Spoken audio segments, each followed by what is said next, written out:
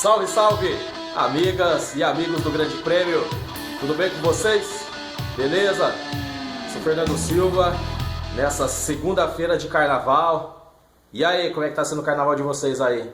Curtindo bastante? Usem sempre camisinha. E se beber, não dirija não. Valeu? Nessa segunda-feira, falar um pouquinho sobre um tema que me chamou muito a atenção.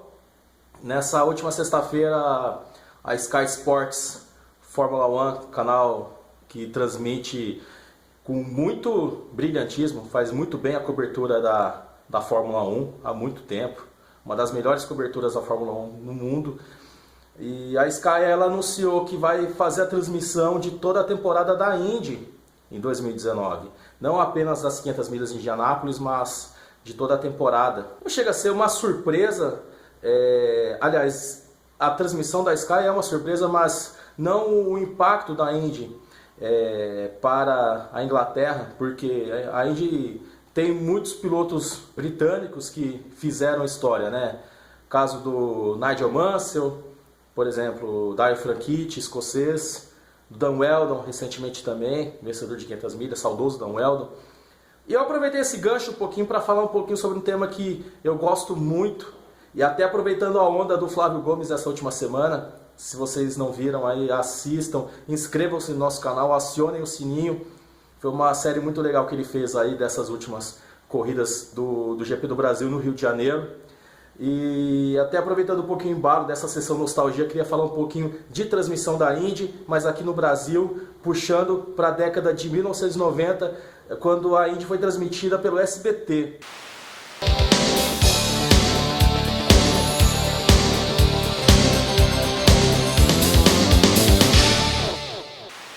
Foi uma época muito legal, foi talvez a grande época da Indy, os grandes anos, os anos de ouro da Indy. Se você lembrar, tem muita gente, o Flávio falou, tem uma coisa que eu acho interessante e é verdade. Muitas das pessoas que acionam o nosso canal, elas não lembram ou não eram nem nascidas naquela época. Então, trazer um pouquinho do que foi a Indy quando ela foi transmitida pelo SBT. Foi um período entre 1995 até 2000, mas com muito mais força entre 95 e 96, um pouquinho de 97. Foi mais ou menos nessa época aí. Trazendo um pouquinho para o contexto daqueles anos, o automobilismo brasileiro tinha perdido Ayrton Senna. Ayrton Senna faleceu, né? Morreu naquele acidente em Imola. E aí a Fórmula 1 ficou só com Rubens Barrichello e Christian Fittipaldi na sequência daquela temporada 94. E claro, o Brasil acabou perdendo o piloto que tinha mais capacidade para vencer e ser campeão do mundo naquela época. Ao mesmo tempo, a Indy passava a atrair muito a atenção dos pilotos brasileiros, né? Não só pelo Emerson Fittipaldi, Raul Boesel, mas também chegava pilotos como o próprio Maurício Gugelmin, chegou Gil de Ferran, André Ribeiro, Christian Fittipaldi. Então, assim, deu uma boa encorpada e realmente trouxe a atenção da Indy para o público brasileiro que queria ver os brasileiros vencendo. E o SBT trouxe uma cobertura muito diferente, muito mais ampla. Narração de Theo José, comentários de Dedê Gomes, que depois virou comentarista de golfe, né, tudo, né? Reportagens do Luiz Carlos Azenha. Foi bem naquela época em que a Indy realizou as suas primeiras corridas no Brasil, no saudoso Jacarepaguá, em que foi construído um circuito oval para abrigar a Indy a partir de 96, e foi um dos grandes momentos, um dos ápices da cobertura do SBT na Indy, que foi com a vitória do André Ribeiro, uma vitória muito emocionante. A gente vai colocar fotos aí na sequência aí, Thiagão, manda ver. Um grande resultado, uma grande vitória, e pelo que eu me lembro foi a primeira grande vitória de um piloto brasileiro numa grande categoria do automobilismo depois da morte do Ayrton Senna. Então foi muito emocionante, foi muito marcante, e aquilo talvez tenha sido o grande ápice da cobertura do SBT na Indy. Eu lembro que eles transmitiram as 500 milhas de Indianápolis em 95, que foi o último ano antes da cisão entre kart e IRL, e aí o Tony George acabou criando a sua liga própria, e aí depois a Indy, como a gente conheceu naquela época, ela ficou sem a sua principal prova. Tanto que em 96 foram duas corridas. A kart, né, no caso, realizou a US 500, que foi feita em Michigan. Eu lembro que o SBT até transmitiu a classificação, mais ou menos nos moldes do que faziam com as 500 milhas de Indianápolis. Só que aí acabou que essa cisão enfraqueceu, na verdade, as duas categorias. Ninguém saiu ganhando, né? Foi o tipo de disputa política que ninguém saiu ganhando. O Brasil passou a ter uma representatividade muito grande na Indy.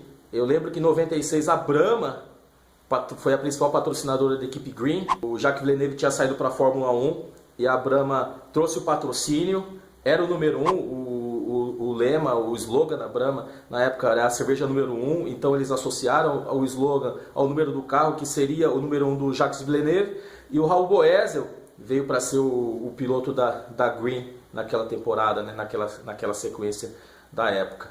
O que me chama a atenção é que um pouco depois, aí teve toda a situação por conta da cisão de kart e IRL, por decisão do Emerson Fittipaldi. O Emerson Fittipaldi deu uma sugestão de nome para a categoria ser chamada no Brasil, para não ser chamada de kart e não confundir com a modalidade kart.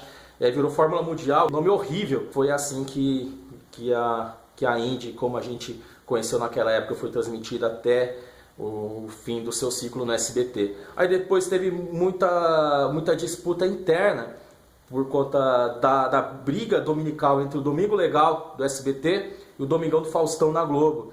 E as corridas da Indy, diferente das corridas da Fórmula 1, que elas, via de regra, elas acontecem sempre nos domingos pelas manhãs, por ser nos Estados Unidos, as corridas elas aconteciam sempre à tarde e nem sempre em horários fixos, né? Porque tem às vezes corrida na Califórnia, que é um horário mais tarde, corrida na Flórida, por exemplo. Então, assim, são horários muito distintos e isso ficava muito difícil para alinhar a própria disputa do SBT com a Globo nos domingos, né? Então, a gente acabou perdendo espaço e acabou que muitas das corridas depois, principalmente de 98, 99 até 2000, sendo passadas em VT.